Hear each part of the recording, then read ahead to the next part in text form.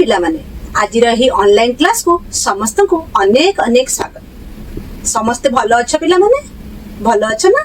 ठीक अच्छे।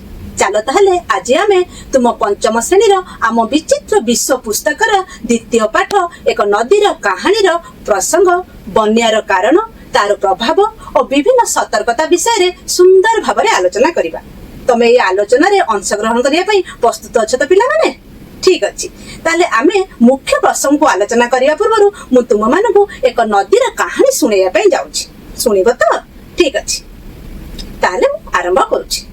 मु बैतरणी नदी कहूछि। केन्दुझर जिलार गोनासिका पर्वत बाहरी केन्दुझर जाजपुर भद्रक जिला दे विस्तृत अंचल में प्रभावित होछि। मोर नदी जल द्वारा मोर चतुर्पार्श्वे थिबा जीव जगत बहु उपकार पाई थांती।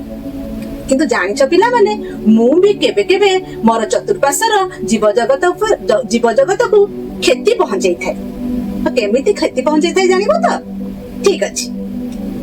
कहूछि ताले सुन। जेतेबेले अत्यधिक वर्षा हेइथाए सेतेबेले समस्त वर्षा जल मो भीतर को पसि जाए। सेतेबेले मु फुली उठे एवं धीरे धीरे प्रसारित हेई मु मोर कूल लंघन करिथाए। कूल लंघन करे विराट रूप धारण करे मु द्रुत गति रे चारियाडे माडी जाए। सेतेबेले जानिछ पिला माने बहु घर द्वार जमीबाड़ी रास्ता घाट बुड़ी जाए, जहा द्वारा बहु धन जीवन नष्ट हो जाए। मोर बन्या जलरू बर्तिबा पाई लोक माने तांकर गृहपालित पशु और किछि मुख्य कागज पत्र धरी से स्थान को छाड़ी थांती एवं सुरक्षित स्थान देखि स्थानांतरित हेई थांती। अच्छा पिला माने एबे देखिबा हमें जेतेबेले नदी रे बन्या आसे नदीर रूप केमिति थाए। नदी रे बन्या आसीबा पूर्वरु नदीर रूप केमिति थाए कहले देखि पिला माने नदी रे बन्या आसीबा पूर्वरु नदीर रूप केमिति थाए? नदीर रूप स्वाभाविक थाए। सेही समय नदी धीरे धीरे प्रभावित होई तार चारि पाखर जीव जगत को अनेक साहाय्य करिथाए। देखुछ तो पिला माने एही चित्र रे केमिति नदी स्वाभाविक भाबरे प्रभावित होई तार चतुर्पार्श्वर जीव जगत को साहाय्य करुछि। एबे आमे देखिबा नदी रे जेतेबेले बन्या आसीथाए नदीर स्थिति केमिति रहे। नदी रे बन्या आसिले नदीर रूप अति विशाल और भयंकर होई जाए। अत्यधिक वर्षा हेले नदी प्रसारित होई गभीर होई विशाल आकार धारण करे एवं धीरे धीरे कूल लंघन करी द्रुत गति रे चारियाडे प्रसारित होई जाए। देखुछ तो पिला माने एही नदी केमिति बन्या जल द्वारा प्रभावित होई पूरा चतुर्दिग को बन्या रे प्लावित करि दैछि। बन्या जल रे सारा जीव जगत उडुबुडु होछि। पिला माने एबे आमे देखिबा परिवेश और बन्या किपरि अंगांगी भावे जड़ित। देखुछ पिला माने गछ कटा जिबा फल रे वर्षा जल द्रुत गति रे प्रवाहित होई बन्या सृष्टि करिथाए एवं मूर्तिका क्षय घटाए। एही चित्र तमे देखि पारुथबो केमिति आमे समस्ते गछ काटी परिवेश को टांगरा करि दैछे, जहा द्वारा बन्या जल अति सहजरे चतुर्दिग को प्रवाहित होई आमर क्षय क्षति घटाई थाए।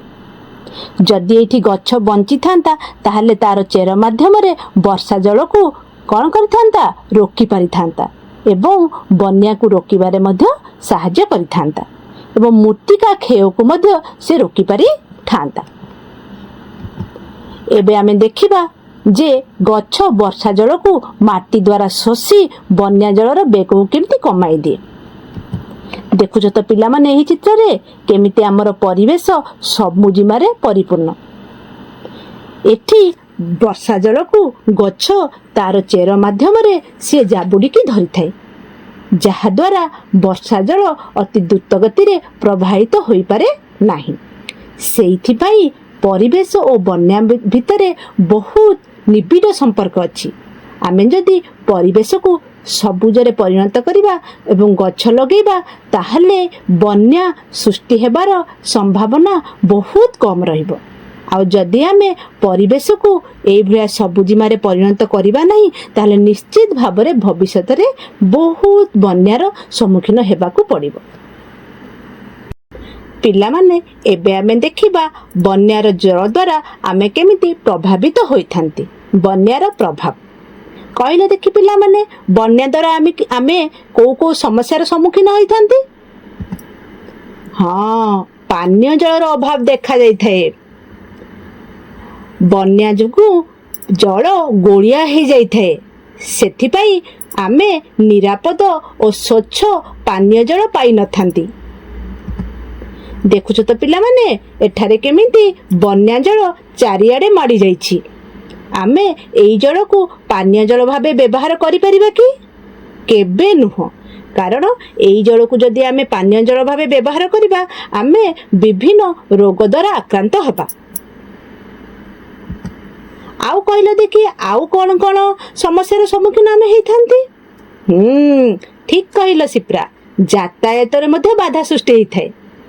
କାରଣ ରାସ୍ତାଘାଟ ସବୁ ଧୋଇ ହେଇଯାଏ, ଯାହାଦ୍ୱାରା ଗମନାଗମନରେ ବାଧାପ୍ରାପ୍ତ ହୋଇଥାଏ। ଦେଖୁଛ ତ ପିଲାମାନେ, ଏଠାରେ କେମିତି ବନ୍ୟା ଜଳ ପ୍ରବାହିତ ହୋଇ ରାସ୍ତାଘାଟକୁ ପୁରାପୁରି ଭାବରେ ଧୋଇ ଦେଇଛି। ଦେଖୁଛ କି ନାହିଁ, କିଛି କିଛି ଗାଡ଼ି ମଧ୍ୟ ବନ୍ୟା ଜଳରେ ବୁଡ଼ି ଯାଇଛି। ତାହେଲେ ଆମେ ସୁବିଧାରେ ଯାତାୟାତ କରିପାରିବା କି? କେବେ ନୁହଁ। ଏବେ କହିଲ ରଞ୍ଜନ, ଆଉ କଣ ସମସ୍ୟାର ସବୁ ସମ୍ମୁଖୀନ ହେଇଥାନ୍ତି? ହଁ, ଖାଦ୍ୟାଭାବ ଦେଖା ଦେଇଥାଏ। କଣ ପାଇଁ ସବୁ ଖାଦ୍ୟାଭାବ ଦେଖା ଦେଇଥାଏ କହିଲ?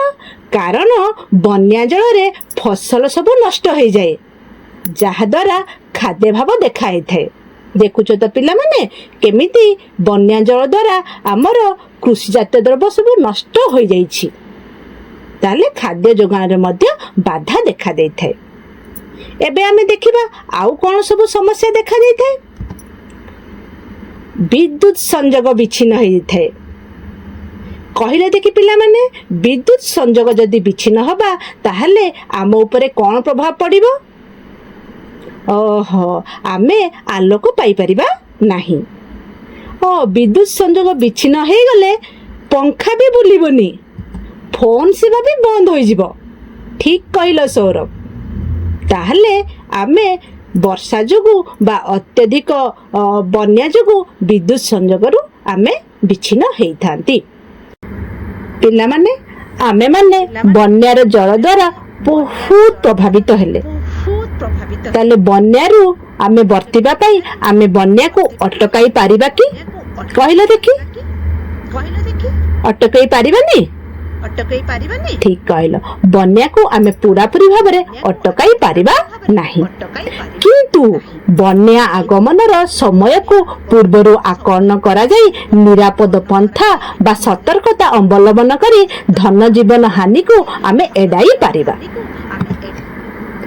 ଏବେ ଆମକୁ ଦେଖିବା ପାଇଁ ପଡ଼ିବ ବନ୍ୟା ପୂର୍ବରୁ କି କି ସତର୍କତା ସବୁ ଅବଲମ୍ବନ କରିବା।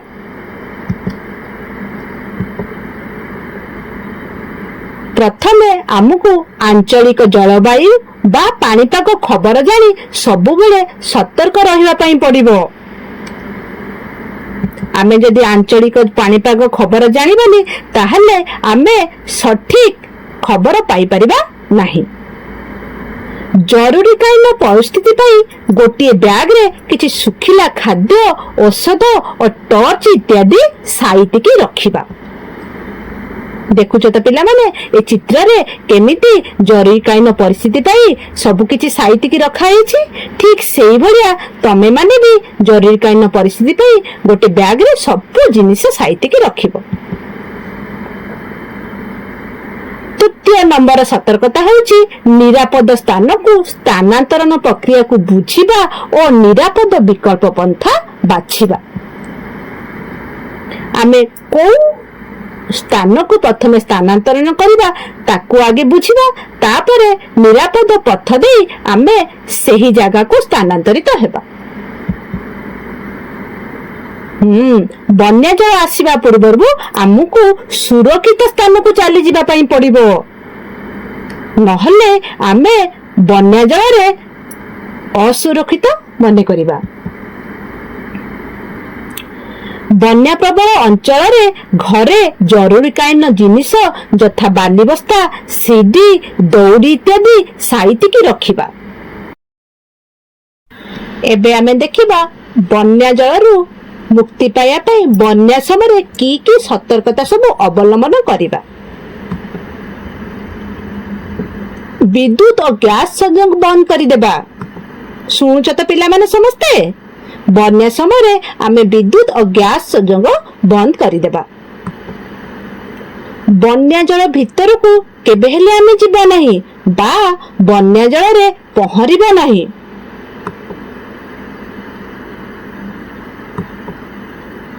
ଉଚ୍ଚ ସ୍ଥାନରେ ଆଶ୍ରୟ ନେବା ଏବଂ ସରକାରୀ ସୂଚନାକୁ ସଠିକ ଭାବରେ ପାଳନ କରିବା। ଗାଈ ଗୋରୁଙ୍କୁ ନିରାପଦ ସ୍ଥାନକୁ ନେଇଯିବା, ନହେଲେ ସେମାନେ ମଧ୍ୟ ବନ୍ୟା ଜଳରେ ଭାସିଯିବେ।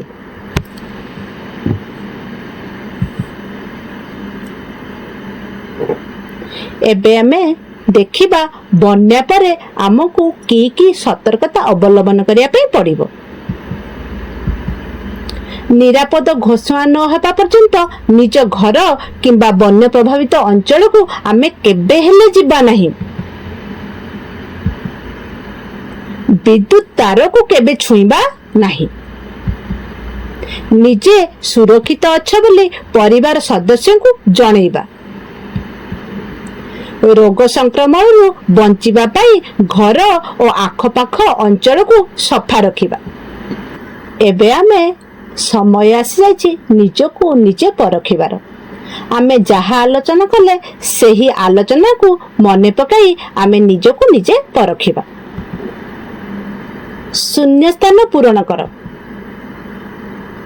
ବର୍ଷା ଜଳକୁ ଡ୍ୟାସ୍ ମାଟି ଦ୍ୱାରା ଶୋଷି ବନ୍ୟାକୁ ରୋକିବାରେ ସାହାଯ୍ୟ କରିଥାଏ। କହିଲ ପିଲାମାନେ?